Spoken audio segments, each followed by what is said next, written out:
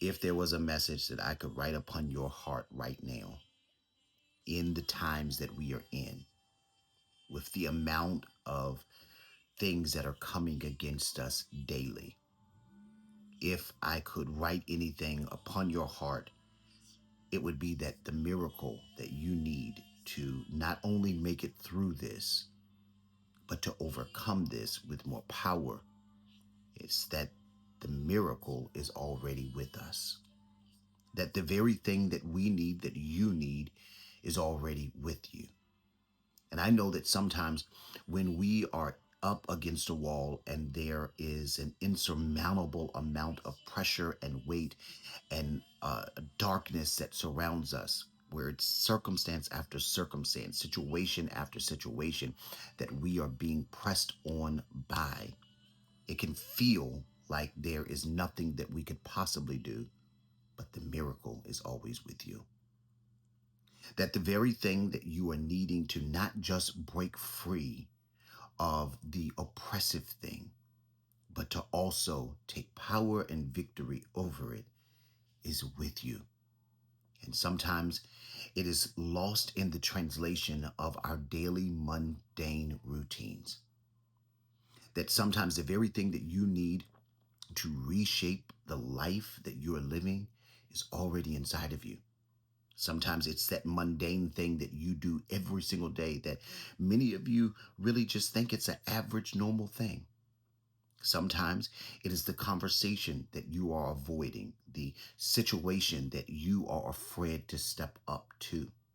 Sometimes it is the thing that you walk away from because you take it for granted, because it's just always been something that has been a fixture that you have taken it for granted. And it could be a person, it could be a place. I think a lot of times in our lives, we minimize the place where our miracle is. We minimize the mouth of those that are around us, the ability for them to usher us into a new space or a new way or a new life. I can't tell you how many times I have judged a book by its cover. I have looked at a person or a place and I have summarized that I don't want anything to do with that. And after a period of time, I recognized and realized that that person held a piece of a miracle. There are so many times that I have listened to someone or heard someone. And in listening to someone and hearing someone, I have dismissed them. But God has revealed to me over time that that very thing that I dismissed was the very thing of where my miracle was. And it's a plan of our enemy to not just keep you frustrated, to not just keep you pressed down and oppressed, to not just keep you wrapped up in so many things that you can't see straight, but to also make you misjudge, miscategorize, and ultimately miss the miracle that God has for your life. There is an allegory that I want to talk about really quickly in Matthew chapter number 17. And I really want you to hear this. So please listen to this. There was a time, and I'm going to give you context before I read this scripture. There was a time where Peter and the disciples, Jesus and the disciples were needing to pay a temple tax. The government was pressing down on them. The government was coming against them and telling them that it was a demand that they pay the temple tax. And at that moment, they didn't have it. And at that moment, it was as though the world was coming to press in on them. And Jesus gave Peter a command. And that's where we find in Matthew chapter 17, verse number 27, where Jesus gave him the command of what to do. And he said, but so that we will not cause offense, go to the lake, throw out your line, take the fish, take the first fish you catch, open its mouth, and you will find 4 drachm or a coin. Take it and give it to them for my tax and yours. In other words, Peter was sent to do something that he had always been doing. He was a fisherman by trade. And so Jesus used the very thing that he customarily did, that it was a part of his normal routines.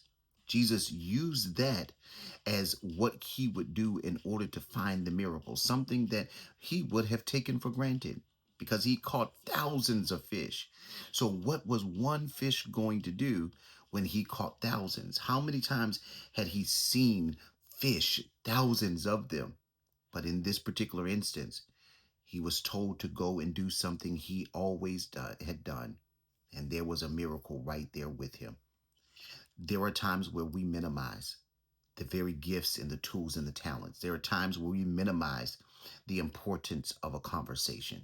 I was talking to someone the other day, and they were telling me about this massive amount of frustration they were experiencing with one other person.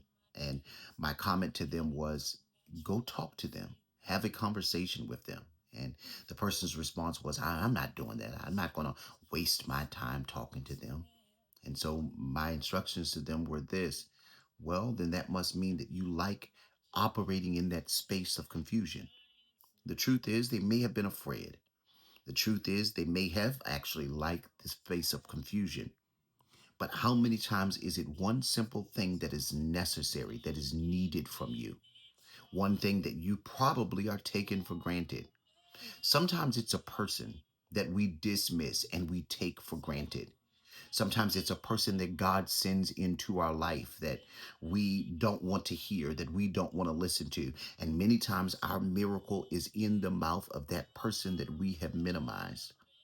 I want to ask you, how many people around you have God sent around you that you've dismissed or disqualified from being able to share with you your next move?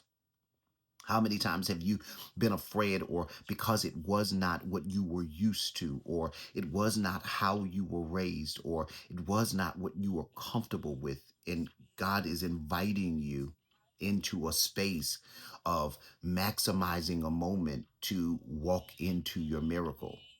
So many times I've dismissed people, and that very person, after watching and observing for a while, was a very person that God sent to me to give me the next puzzle piece that I needed in order to complete the path that He was calling me to walk down. So many times when we are pressed up against and oppressed up against with things that are happening in our finances, things that are happening on our jobs, things that are happening in our family, things that are happening in our community, things that are happening in our state, things that are happening in our government, things that are happening just in this world, we are so fixated on how it feels, we are so fixated on how it looks, that oftentimes we are not focused to look for the miracle or the deliverance that God has sent right where we are. Peter was sent, indeed, the gift of going to go do something he always did. And in that, he would find the miracle. We overlook the blessing so many times. We overlook the fact that the gift is already within inside of us so many times. We overlook it because sometimes we are so focused on what this feels like. Imagine for a moment if Peter had just been so focused on the fact that there was a demand for him to pay the tax and he did not have it. How many of us would have succumbed to being victims? How many of us would have succumbed to getting on our knees and constantly praying and praying and praying? And prayer without works, faith without works, is dead. That there's got to be an action, that after you've prayed for God to do something, you've got to get up and actually do that thing. There's got to be some form of activation. And you've got to begin to ask God, reveal to me, what is my next move? Reveal to me, what is the way? There's a scripture in Second Peter chapter 1, verse number 3 that says that we have been given everything for life.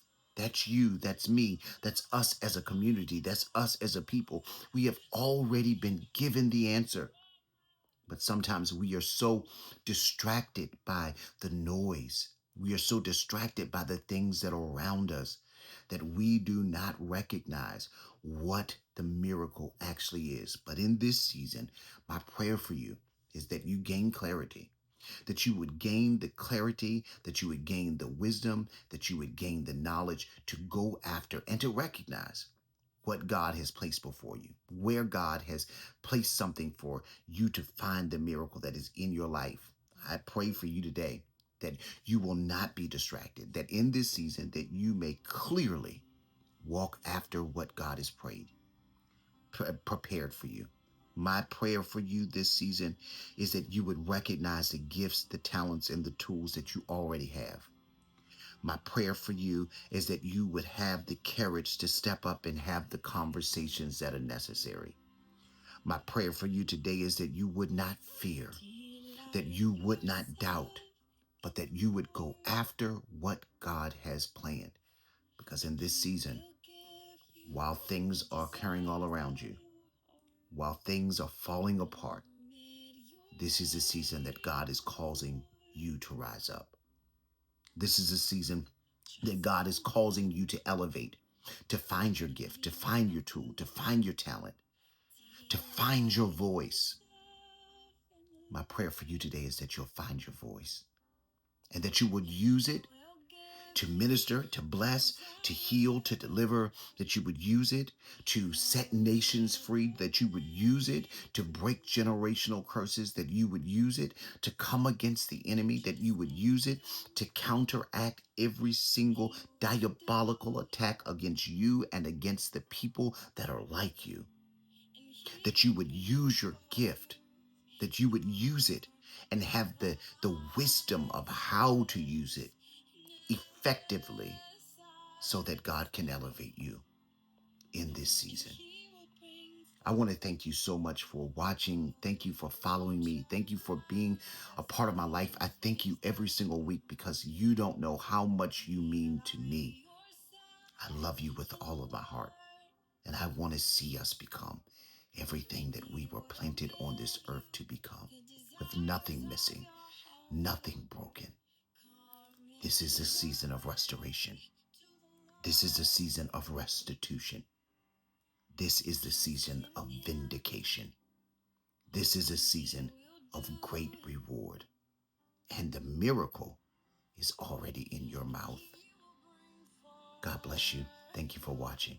I'll see you again next Sunday. God bless you.